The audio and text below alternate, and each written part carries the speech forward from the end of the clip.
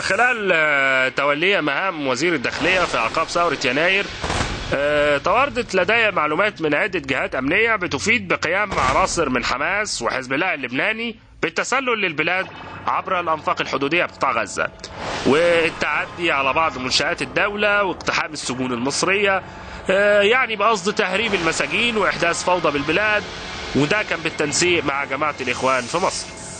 ورد إلي خطاب بتاريخ 18 فبراير من وزارة الخارجية بيفيد بأنه رصد مكتب الوزارة برام الله سيارات حكومية وشرطية مصرية، إضافة إلى مدرعتين تابعين لقطاع الأمن المركزي داخل قطاع غزة.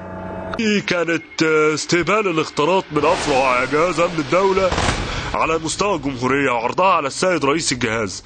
وفي 29 يناير جالي اختارين من فرع المنوفية مضمونهم قيام سجناء وادي النطرون بإحداث حالة من الفوضى داخل السجن لإجبار الإدارة على فتح الأبواب والهروب من السجن.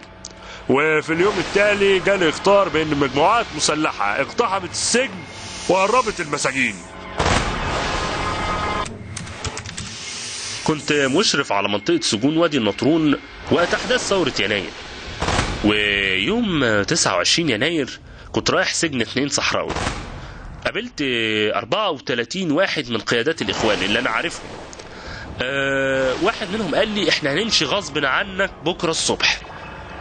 في يوم 30 يناير جالي تليفون قال لي إنه في مجموعات مسلحة راكبين عربيات نص نقل ومعاهم أسلحة تقيلة وبنادق آلية، اشتبكوا مع قوات تأمين السجن واقتحموه.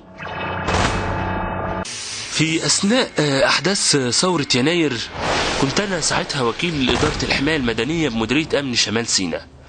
جات لنا بلاغات كتير قوي من أهالي مدينتين اللي هم رفح والعريش، كانوا بيبلغوا لمديرية الأمن.